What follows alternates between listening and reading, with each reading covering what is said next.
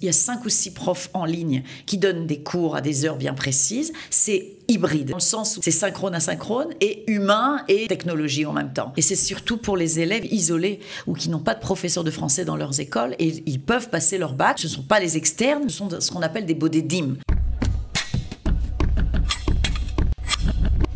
Parler français est parfois un avantage en Israël quand on est étudiant, quand on est collégien. Eh bien, parfois on peut grogner parce que voilà, on a un accent, etc. Mais quand on passe le bac, ça peut être un avantage certain. Pour en parler, nous avons Doris Ovadia, ici présente. Bonjour Doris. Bonjour Cathy. Alors, tu es inspectrice générale de français en Israël au sein du ministère de l'Éducation nationale israélien, bien évidemment. Et tu es là pour nous parler d'un projet qui a mis très longtemps à naître et à se réaliser. C'est École Net Pro, en fait une école virtuelle de français. Alors, explique-nous à quoi ça va servir et comment ça va aider nos enfants. Voilà, qui désirent peut-être passer le bac en français. Exactement. Mon souci, ce sont les enfants, les élèves et surtout ceux qui sont les petits français, comme disait l'autre. Maintenant, c'est pas vraiment un projet qui vient de naître. Non. Mais c'est un projet qui renaît, on va dire, parce que tout est toujours le même problème, c'est la vie, les budgets en ministère.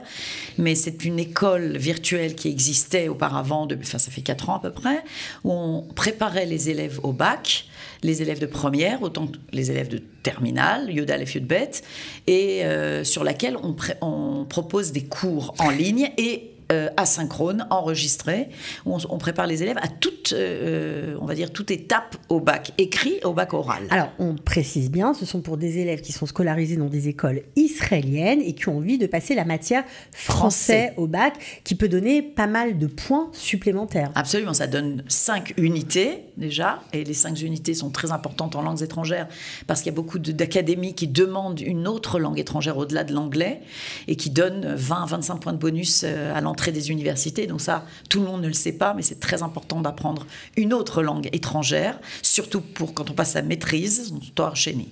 Ça, c'était une parenthèse. Maintenant, notre école, elle propose il y a 5 ou 6 profs en ligne qui donnent des cours à des heures bien précises, mais au-delà de ça, comme je l'ai dit, il y a aussi des cours enregistrés. Donc les élèves, s'ils ne sont pas là à l'heure précise, ils vont aller voir à leur temps libre, même le soir, avant de dormir ou je ne sais quoi, revoir le cours.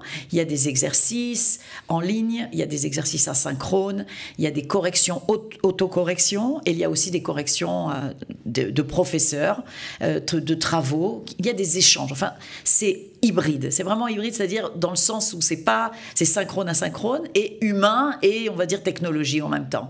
C'est très moderne. On travaille avec une boîte qui est extraordinaire et très professionnelle. Ouais, et puis ce qu'il faut préciser quand même, Doris, c'est ce qui est très important pour les parents qui sont déjà accablés de charges, c'est que c'est gratuit, totalement gratuit. Donc il n'y a pas besoin de prendre un prof de français à entre 100 et 150 shekels de l'heure.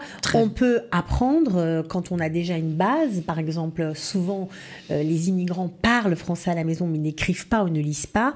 Est-ce qu'on peut, grâce à cet outil-là, apprendre à lire et à écrire aussi? Tout à fait. Et en plus, ça dure à peu près, ça commencera, je pense, fin janvier. Donc, c'est pas encore en place. Jusqu'au 7 mai, c'est la date du bac. Ce n'est pas fini d'être en place. On est en train de travailler, on va finir là. Donc, on pourra vraiment s'en servir et c'est fin janvier. Et c'est surtout pour les élèves, et ce qu'on n'a peut-être pas dit, les élèves isolés ou qui n'ont pas de professeur de français dans leurs écoles, et ils peuvent passer leur bac en tant que, ce ne sont pas les externes, mais ce sont ce qu'on appelle des bodédim. Talmidim bodédim. Par exemple, il n'y a pas de prof de français, parce qu'il n'y a pas de budget dans l'école, par exemple. Oui, et puis parce qu'il n'y en a qu'un qui veut faire du français aussi. Les directeurs ne vont pas ouvrir de classe s'il y a un seul élève, même s'il y en a 3, et malheureusement, parfois 10, ils n'ouvrent pas.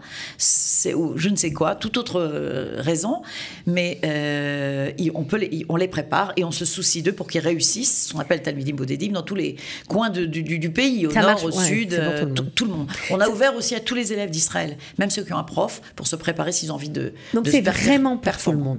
Alors, monde. les élèves isolés, comme tu dis, ça correspond à combien de personnes, à peu près? Alors, à peu près, chaque année, nous avons entre 200 et 250 élèves qui sont isolés. Donc, quatre coins du pays, ou les deux. Et les élèves qui étudient le français, avec un prof par exemple, ça correspond à combien de personnes?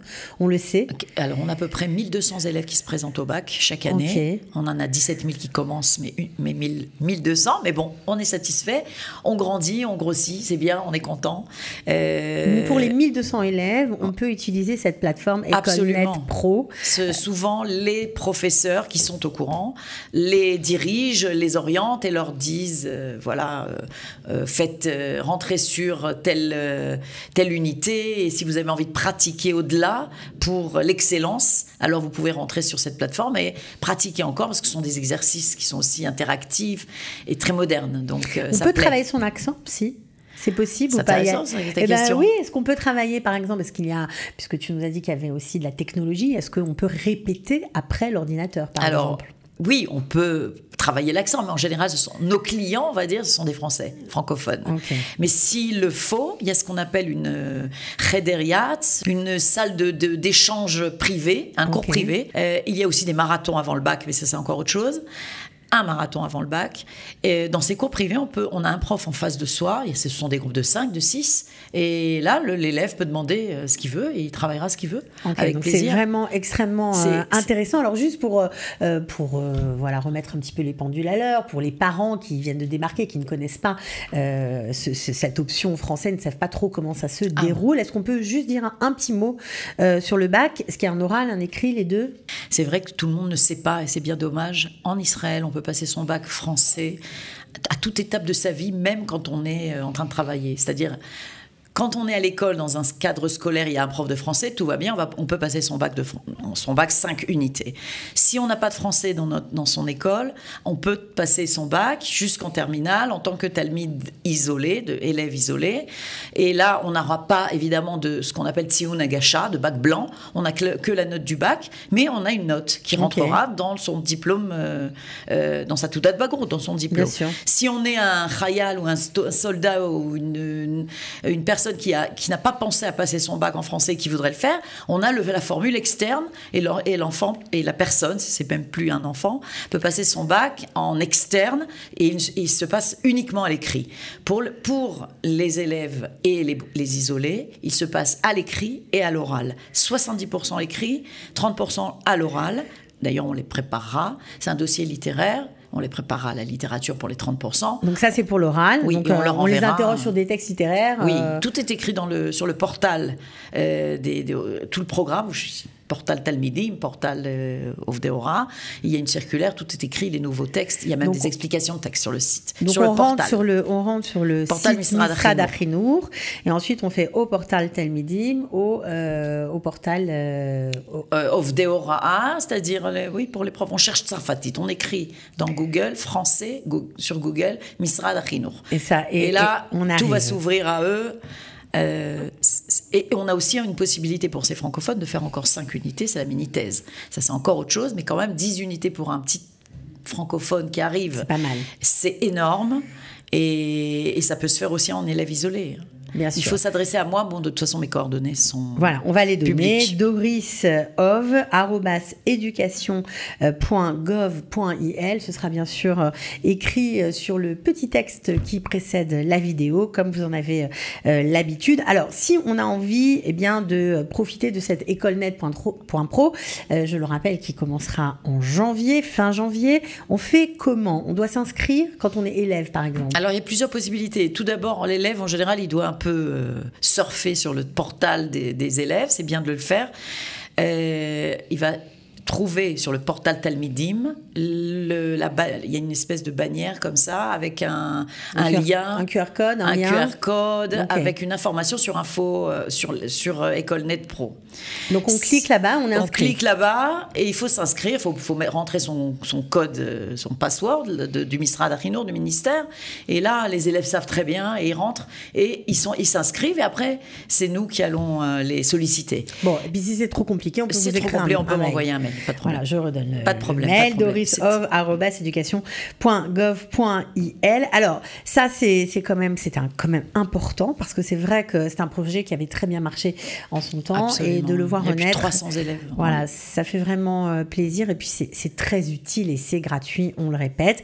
Alors, juste parce que puisque on t'a sous la main, on en profite, il y a une nouveauté importante pour ceux qui ont envie d'être prof de français. On sait combien cette profession peut aider des gens qui arrivent ou des gens qui sont peut-être en reconversion, qui ne savent pas trop quoi faire et qui ont envie d'enseigner. Il y a une possibilité aujourd'hui, et c'est très nouveau, avec l'université de Bar-Ilan. Absolument. On a créé, en fait, on travaille beaucoup ensemble maintenant cette dernière année avec le département de français à Bar-Ilan, Tovi Bibring, elle s'appelle, la chef du département, professeur Tovi Bibring. Et on a réussi à ouvrir une option pour devenir prof qui s'appelle la Teudat Torah pour devenir professeur de français. C'est un vrai diplôme d'État. C'est un diplôme d'État reconnu pour être professeur de FLE, français langue étrangère évidemment. Ça concerne uniquement bien sûr les gens qui ont une licence, parce qu'en Israël on ne peut pas être professeur sans avoir un diplôme académique reconnu par l'État d'Israël. Très important de le dire. Faites-le déjà reconnaître, même de France si vous devez faire votre alia, parce que souvent ils arrivent, je ne savais pas, et ça prend du temps. Donc, c'est bien de faire reconnaître les diplômes. Après, si vous voulez être professeur de français, et j'ai besoin de professeurs de français, moi, je cherche des professeurs de français. Il y a beaucoup de travail. Et il faut aller s'inscrire à Bar-Ilan, prendre contact avec le département et commencer son CAPES ou sa Teudat Torah en français pour devenir prof de FLE. Une bonne nouvelle pour ceux qui cherchent, pourquoi pas une reconversion professionnelle. C'est la première fois que ça existe, donc c'était important de le signaler. Alors en tout cas, nous on est ravis pour tous les élèves qui vont pouvoir passer leur bac, en tout cas l'option français dans le cadre du bac israélien avec écolenet.pro, décidément. Merci d'avoir été avec nous, Doris, et on se retrouve une prochaine fois avec d'autres nouvelles. Avec de bonnes nouvelles. De bonnes nouvelles. À bientôt. Merci Cathy.